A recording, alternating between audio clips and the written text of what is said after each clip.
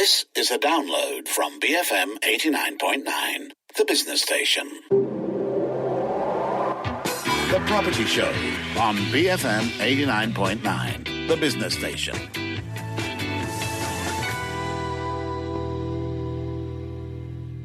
Good morning, you're tuned into the Property Show on the Morning Run. It's our weekly take on all things property related. I'm Wie Boon.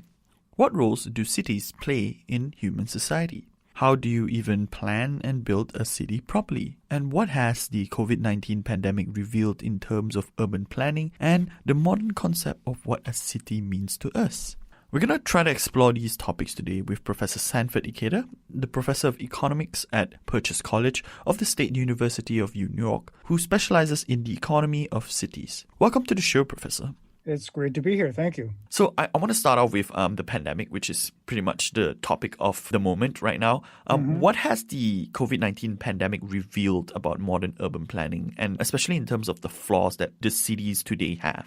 I think the first thing to appreciate is that a pandemic is something that doesn't happen very often. And so it's hard to prepare for. And there are different kinds of emergencies. It could be flooding, hurricanes that are a little bit more common, but a pandemic is kind of sui generis and has certain unique problems to it. And I suppose one of the things that we discover is how poorly most countries, the governments of most countries, although not all, moved to, first of all, recognize the problem, and then secondly, to sort of devise an effective strategy.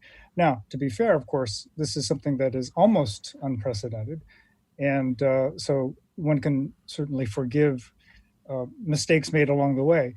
But the point is that you have to engage in policy making with the understanding that you are going to make mistakes, that what you're doing now is based on imperfect information, based on imperfect models, whatever you may have. And so the policies that you implement must take that into account.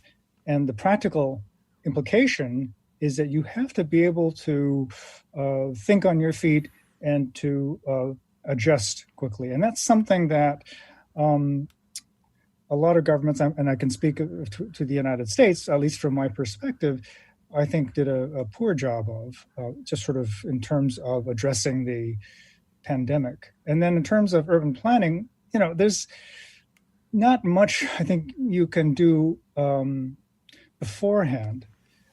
Again, because you don't know what's going to be coming. You plan for a flood very differently, for the most part, from you would from a pandemic, from any other sort of major crisis.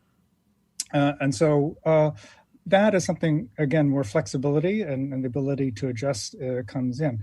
Now, and one lesson, I think, and I'm sure we'll get to this a little bit more later, is to have some humility in making these policies and to try to help people to understand, the general public, that these are preliminary movements, whether you're talking about quarantining, isolation, you're talking about physical distancing or lockdowns, and that the decisions are being made on the basis of imperfect information. And so when a change comes, should we wear face masks or not? It's important to be honest, first of all. And then when you do change a policy, yes, you should wear masks. When it turns out that they're a good idea, well, then people won't say, that, well, you lied to us. You said that it wasn't going to be necessary. So I think that the starting point has to be some humility and willingness to admit that you're coming from a place of imperfect information, and you also need to be transparent. Extremely difficult for governments to do. How do we approach the difference in densities then? There are big cities and small towns. The ability to react to, say, a pandemic is varied in terms of how much control you can have. I think there are two aspects to look at here. One is the physical aspect, the physical infrastructure. And then the second is you might call the invisible social infrastructure, including the rules that people live by, both formal and informal. a big city like New York, or indeed Kuala Lumpur, is very, as you say, different from a smaller town. And I think what that means is, well, take, for example, the United States. I think one thing the federal government of the United States did that I think is correct, in my opinion, is to leave it to the individual states to decide how to address the problem. Because, Wyoming has one person per square mile, and, New York City it has many, many times that. And so this kind of decentralized decision-making in this situation, I think, can be and has been very helpful, because you're learning from different experiments in different areas and how it's being addressed. And we can look at how countries such as Japan or Germany or Sweden or South Korea have addressed these problems and learned from them going forward. But in terms of the physical infrastructure, I think what we see in New York City, which has a large and extensive mass transit system, is that people, shied away from them, either because they were afraid or because they didn't need them.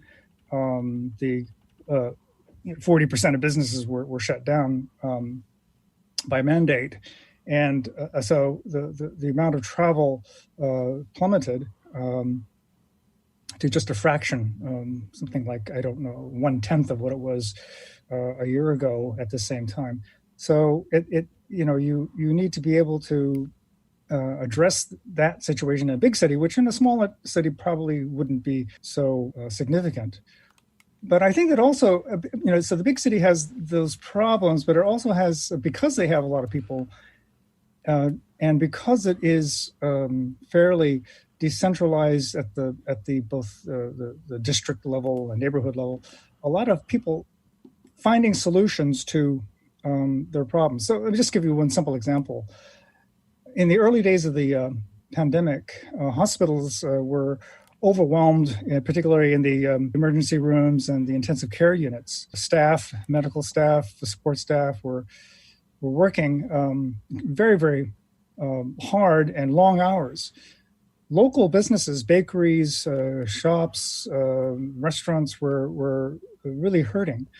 And so what happened, at least in my neighborhood and neighborhoods across New York City, and I'm sure this happened elsewhere too, is that people got together on social media and said, hey, let's donate through this, whatever channels you happen to use.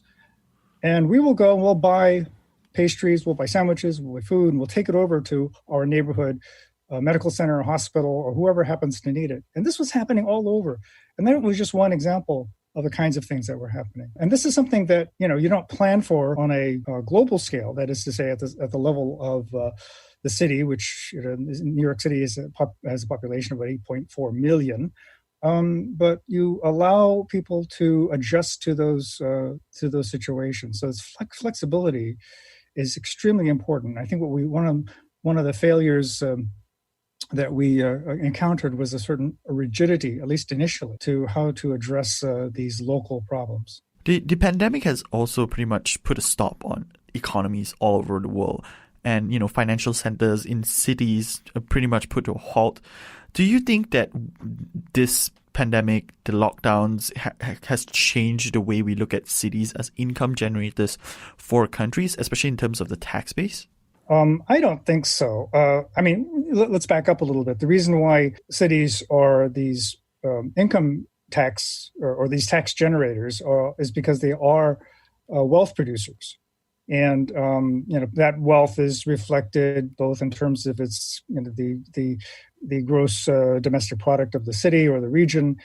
And that's reflected in the wages and the property values of the region. And so I don't see that changing. I'm not sure. 100 years ago in the United States, one of the principal sources of income for the federal government were tariffs, taxes on imports. This was after the passage of the Income Tax Act in 1913, 1914 in the United States. That slowly started to change until other sources of tax revenue were generated.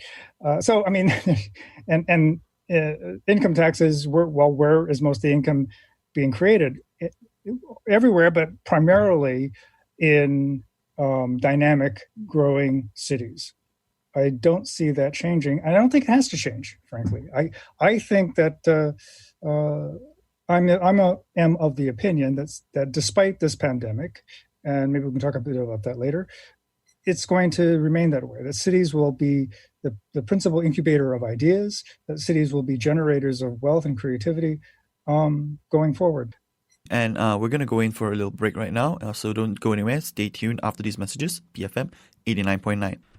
Welcome back. You're tuned in to the Property Show on the Morning Run. I'm Wie Boon, and with me today is Professor Sanford Ikeda, Professor of Economics at Purchase College of the State University of New York, who specializes in the economy of cities. Earlier in the show, we've been talking about how the pandemic has affected our view on cities and how it has changed our approach towards urban planning. Now, Professor, how has the pandemic affected our approach towards the density of the city and amenities like public transportation? First, one thing I do want to make clear is that density is not the problem, right? Because, take Tokyo, for example, which had very low death rate and very low COVID rates.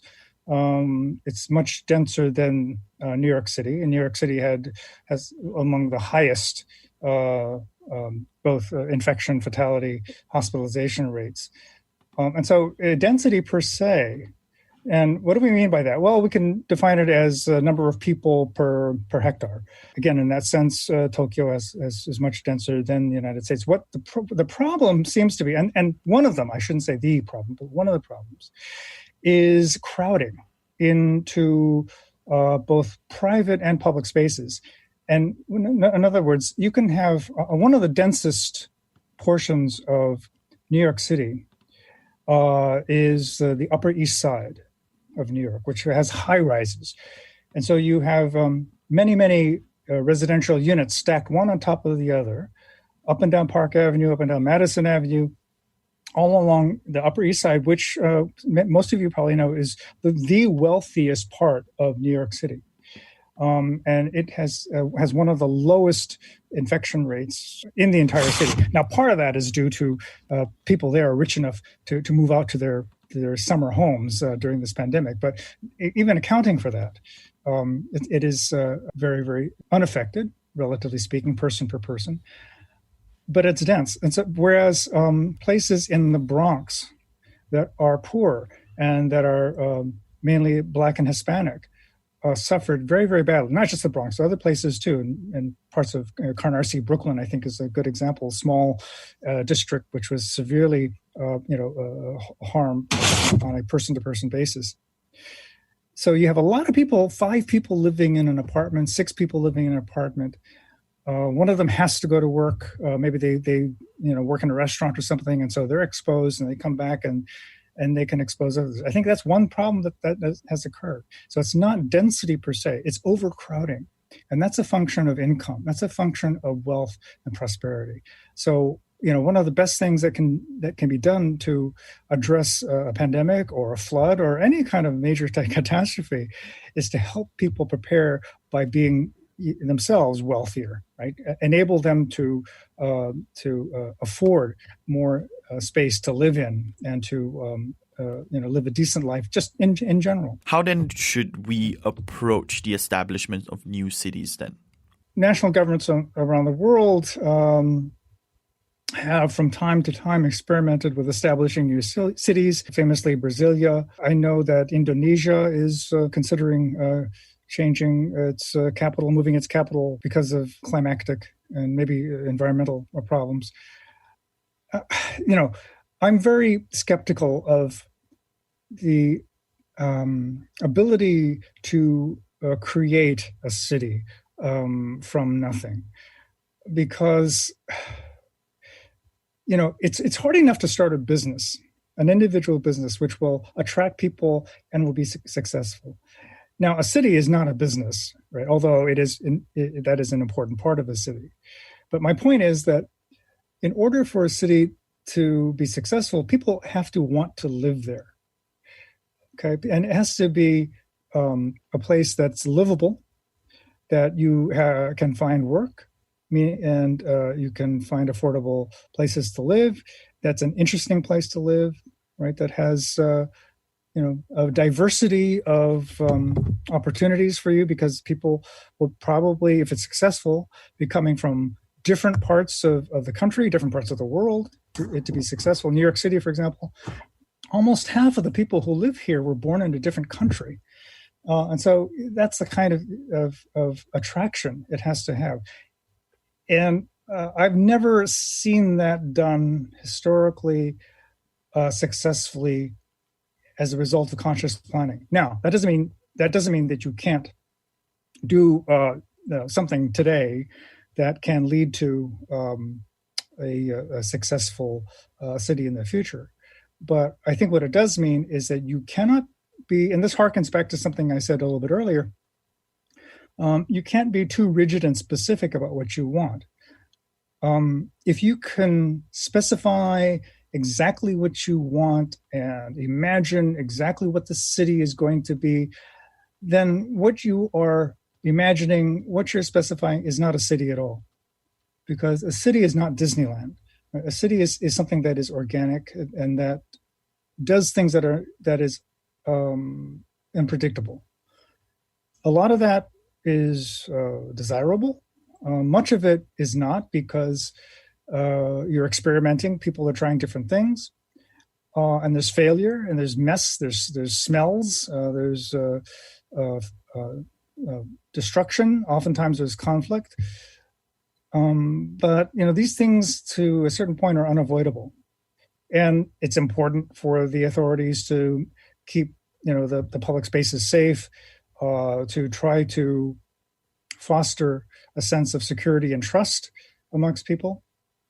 And I think that's a very important thing that governance has to do, right? Has to be able to establish security, not heavy-handed security, but security such that people are free to move about in public spaces, to informally make contacts, and to try different things, and not be prevented by rules that are inappropriate and too rigid in order to allow that to occur. I think that's something that you always have to keep in mind.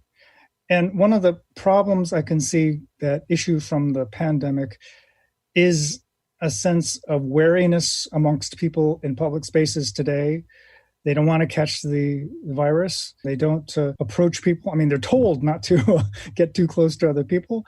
You can't have physical contact, and Western cultures in New York, that's kind of important.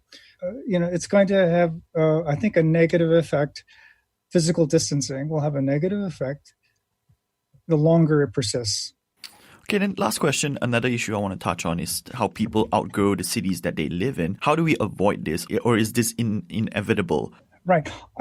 I myself, as an urbanist, don't see that as a problem. That is to say, the more people you have in a city, that means the more ideas, the greater chance of serendipity, the greater the chance of creativity and interactions and opportunities. People attract people. And to sort of say, okay, this many people, no more, right, is, I think, a terrible mistake.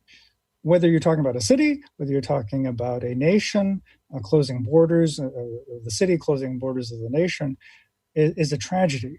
Both not even talking about human rights, which I think is relevant, but putting that aside, it's a tragedy in economic terms because of the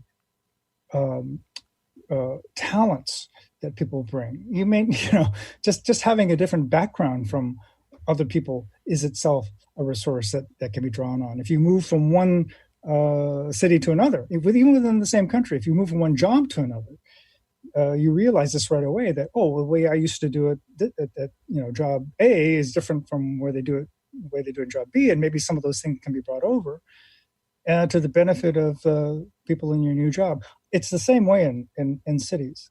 So limiting artificially the population, I think, is a big mistake. And so what urban planners need to do, and I learned this lesson from the great urban planner Alain Berthaud, who was a World Bank director of planning at the World Bank.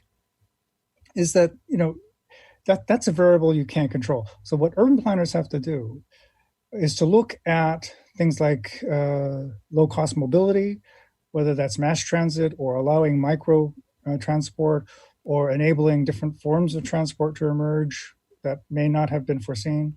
And also, mobility in order so that people can get to jobs quickly and at low cost, or to move from one job to another at low cost and very quickly. And also housing affordability, of course, that's very, very important. And allow people to afford space, even if it's very small, so that they can move from one place to another and become successful that way. This goes back to the theme of you can't predict what a city is going to do. And in order to govern successfully, you really have to be flexible and humble, in the sense that you don't know all the answers and need to be able to adjust as quickly as you can to changing situations, which a growing population, which is a sign of success, right? Dying cities lose population, successful cities gain population. It's a sign of success, but you have to be able to accommodate it. That's all the time we have for today's Property Show. Thank you for being on the show, Professor.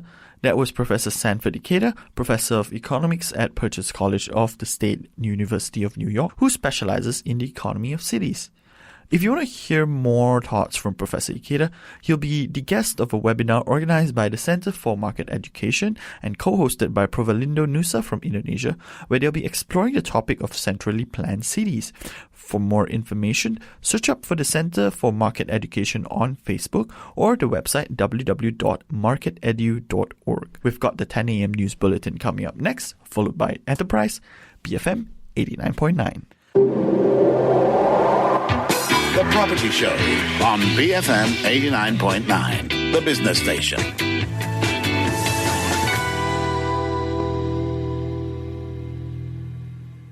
Thank you for listening to this podcast.